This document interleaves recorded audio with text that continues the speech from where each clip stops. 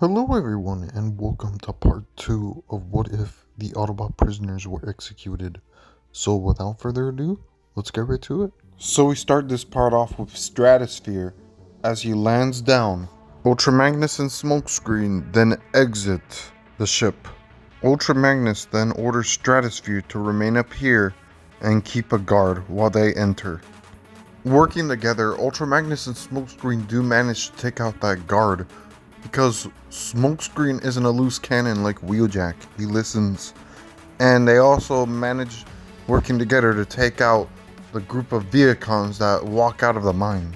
Meanwhile, Megatron sends in Starscream and the Predacon to deal with this. Meanwhile, Stratosphere just sits outside. He then sees Starscream, and the two Vehicon troopers land in and they jump down and head into the cave. Stratosphere then transforms, goes down and peeks into the cave.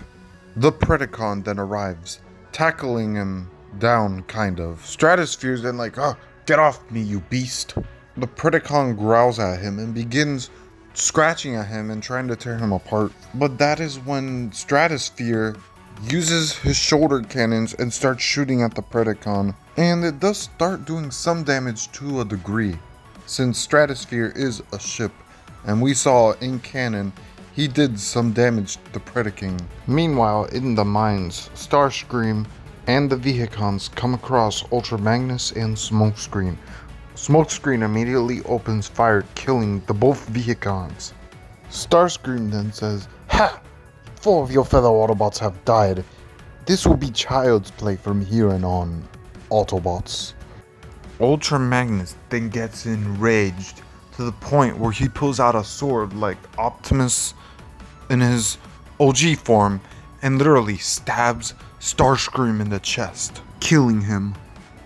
They proceed to the Predacon boat, but in this timeline, they get to the Predacon boat and they see Soundwave grab it and immediately ground bridge out of there. Magnus and Smokescreen then hear a lot of rumbling going up above ground. They then climb up to see Stratosphere and Predacon duking it out.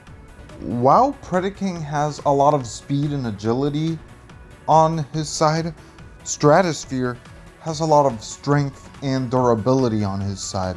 So he's pretty much taking good care of the Predacon. That is until overcomes we hear Shockwave contact the Predacon and say, "We got what we needed. Return home." And the Predacon then leaves. Stratosphere then looks to them and says, "My apologies for allowing him to escape." Smokescreen says, "Don't worry about that, Stratosphere." Stratosphere says, "Did you guys get the bone?" Ultra Magnus says, "No, Soundwave got away with it.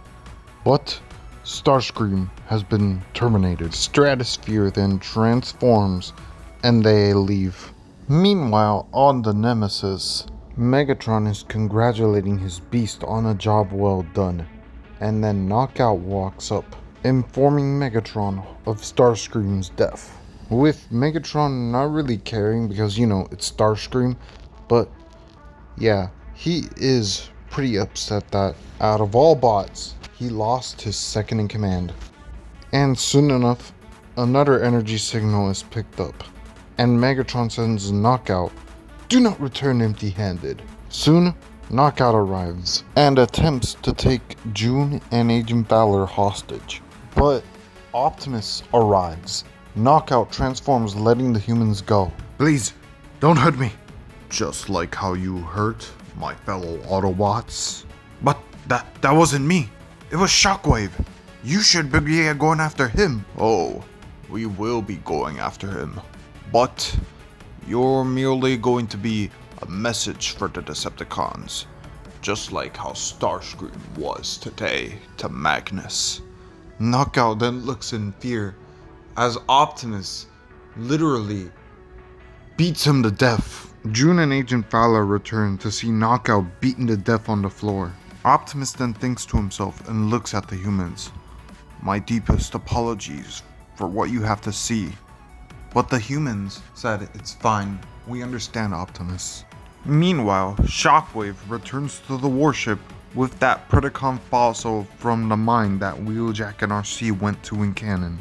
And once Shockwave returns to Megatron, Soundwave attempts to make contact with Knockout, but there's no response, and his signal is hereby taken offline.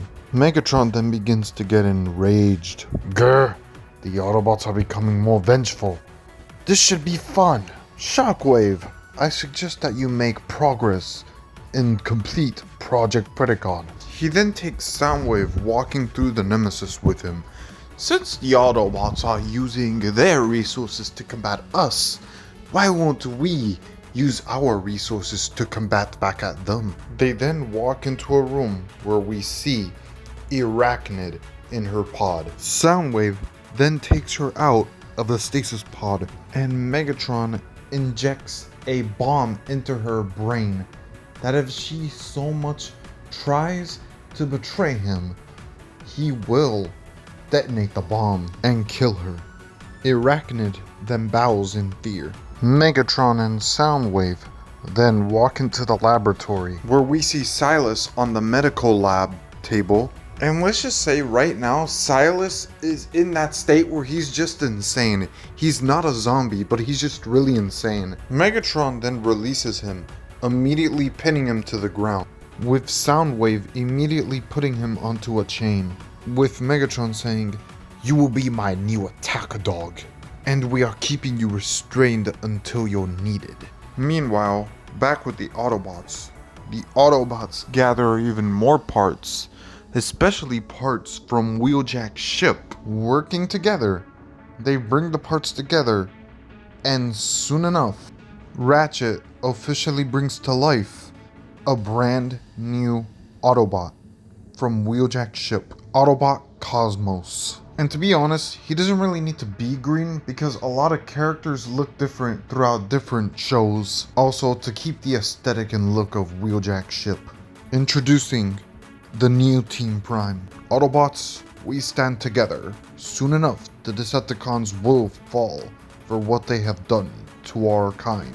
With Stratosphere and our newest member, Cosmos. I hope to help however I can. And that's where I'm gonna leave it off here, everybody. Hopefully you guys enjoyed part 2, and I'll see you guys in part 3.